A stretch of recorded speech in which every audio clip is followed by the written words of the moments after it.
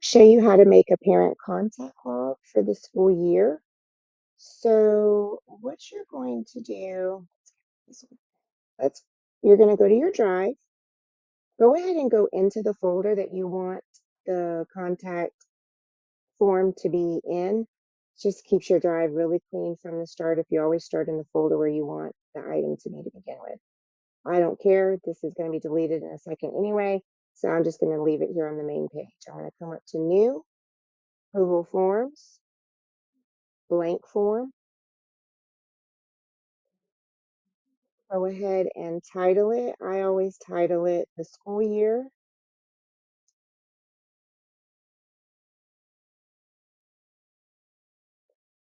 If you click here, it'll automatically populate with what you did over there. Before we do anything else, let's go ahead and do these other two areas, responses and settings. Where it says link to sheets, go ahead and click select destination. And you want to create a new spreadsheet, and it's going to have that type. So next you're going to click create. You're done with this area, so now let's go to settings. This is not going to be a quiz.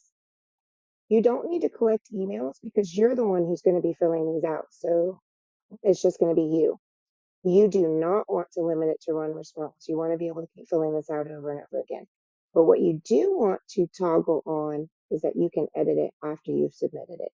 You want to be able to go back in and change that. We don't have anything here because we're not collecting addresses, but where it says question defaults, yes, you want everything to be required by default. Now, before we go back to the questions, you can click questions, but come over here to your little customized theme. This is where you can change everything about your header. I already have an image that I want to be my header. I made it in Canva.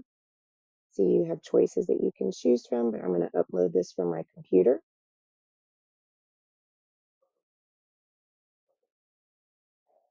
And if you want to make a header for Google Forms in Canva, you're going to need to choose 1600 by 400 pixels.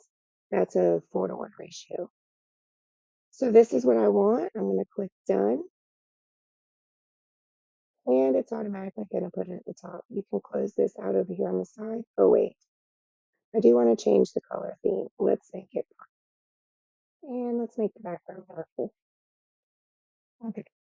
So now let's get into what's actually going to be on the form when you go to fill it out. If you notice right here, it just says option, but as I start typing, that's going to change. So date of contact, and it already populated it with a calendar. So when I go to fill out the form, I just have to click this calendar and choose the date. Next question is going to be time of contact. And once again, it changed it for me. It made a little clock. So it makes it really quick going through these. The next one is going to be student name, and it's automatically going to change that to a short answer. So easy peasy. The next one is going to be mode of contact. I just go ahead and choose check boxes in case you want to choose more than one. I use phone for literally only for phone calls. I put text and messenger under something else. So we have in person, letter / note. That would be something sent home by the student. Parent needs to return it through the student. Down here for digitally, this is where I'm going to have my dojo, text, messenger, and email. And then I have one for formal meeting. I like this one to be different than in person because this is going to be a called meeting where you're probably going to have to sign a sign-in sheet. So I just like having that option. And if you wanted, you could add other. So now we're going to go to the next one, which is who I spoke to. And that's also going to be check boxes. I put mother, father, and then I skip to guardian, and then I do choose other. Okay. Moving right along to the reason of the contact. And this is definitely check boxes because while you're on the phone, you're probably almost always going to be talking about more than one thing. So I have academics, behavior, transportation, upcoming events, field trip, parent night, incident. This is for when something happened to the student, but it's not a behavior issue. Maybe um, someone was, hit them with a ball on the recess on the playground, and you want to call the parent, just, hey, this happened, but it wasn't your child. So I have RTI and TSS. So I'm going to have 504 IEP, ESOL, and then medical. Okay, the child went to the nurse. Oh, and then of course other. And then the last thing is going to be summary of conversation.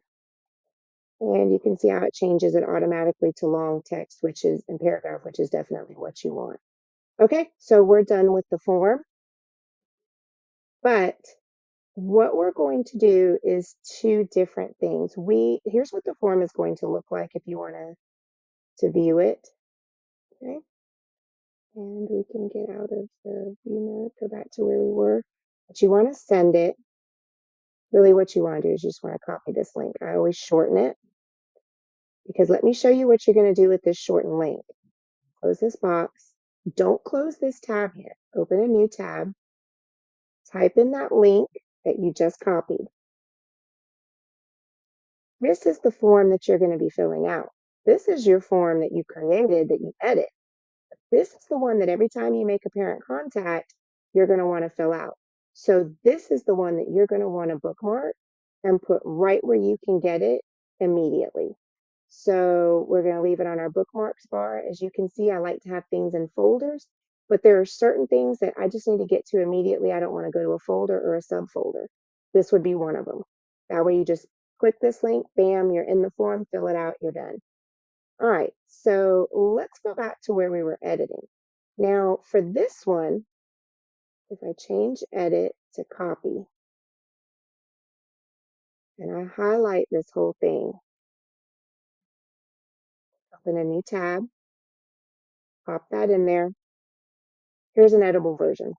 So a copied, forced copy. So that means that anybody who has this link that I just popped in, they will get a copy that they can then be the owner of and edit however they want. I'm thinking about putting this on my Teachers Pay Teacher store and letting y'all have parent contact that you can edit and be ready to go with. And then I'll make another video on how to get to your spreadsheet and take a look at the contacts. And I'm thinking of making another video also on how to make your own header on Canva. But there you go. Easy peasy, nothing to it. Hope that helps.